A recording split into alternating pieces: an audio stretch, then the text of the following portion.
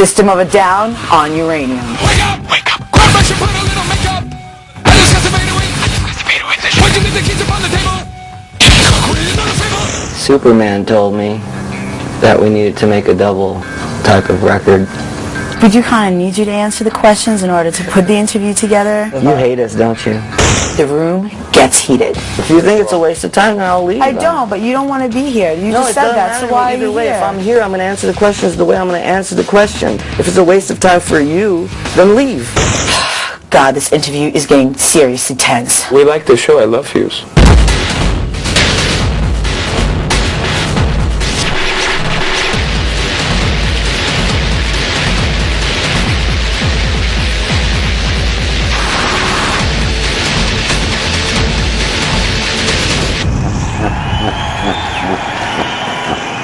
What's going on, guys? We're here in New York City sitting down with System of a Down, and it's been about, I think, 3 years since I've seen you guys last, or since we've spoken last. How you guys been doing?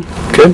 It's also been about 3 years since your last record came out. Is that part of the reason why this is a double album, or did you just come out with so much material that it had to be split up? Fellatio. That's good stuff. What did you guys do during your downtime? Were you just writing all the time, or are there any other projects you're I walk my dog. Fellatio. We do kind of need you to answer the questions in order to put the interview together. Or, I mean, we could just play the one from 3 years ago where you kind of did the same thing. It's up to you. Fellatio? Backtrack. Reverse. Moonwalk. I think it's more balancing the two. Let's moonwalk our ass back. You know when trucks go back? Seriously, man, come on. Answer my questions, damn it. He's like, no. I'm make you not- suffer. I am answering the question. I'm just getting the vibe of your question, and I'm answering it in the way that I feel appropriate. How many songs did you end up recording for both records, and what is the process of you guys deciding what songs go on the record or not? Superman told me that we needed to make a double type of record. And so I answered, and I said, okay, Superman, we will make a double type of record, but it won't be a double album because Batman didn't want a double album. Robin did, though. Awesome. Questions getting any easier for you over there? Yeah, this is great. Everybody's going to the party, have a real good time. Also wanted to ask you about the title of the record. Is it with spiritual meaning, or what are you trying to say with it? It's more important to us of what it means to you than it does what it means to us, I guess. Well, I think people who are your fans definitely want to know how you feel about it because they look to you for a lot of answers. That's why they listen to your music, and a lot of your music is very abstract. If anybody's looking for us or at us for answers, then they're in more trouble than when they started.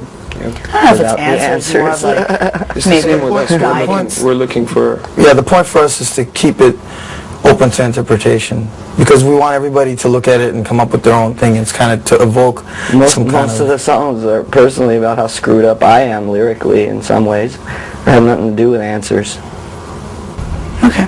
Well, I mean, all art is really open for interpretation, and that's the beauty of it, that you derive from it what it means to you. But that's what we're trying to say. If we explain it, if we explain everything, if we explain like what the words mean, if we explain what the songs mean, if we explain what the name of the album is, then people don't have to think for themselves to come up with their own explanations for these things. And that's kind of the point of it. You wrote a lot more lyrics on this record, Darren, and you also sing a lot more. Was it difficult for you guys to harmonize together because your vocals are so different? No. It was kind of natural for us to do what we do.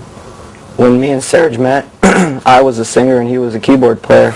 We kind of switched roles, and as this band's mutated, we're kind of moving towards both of us being kind of a lead singer type of duo, you can say, like Kenny Rogers and Dolly Parton. It's an interesting comparison.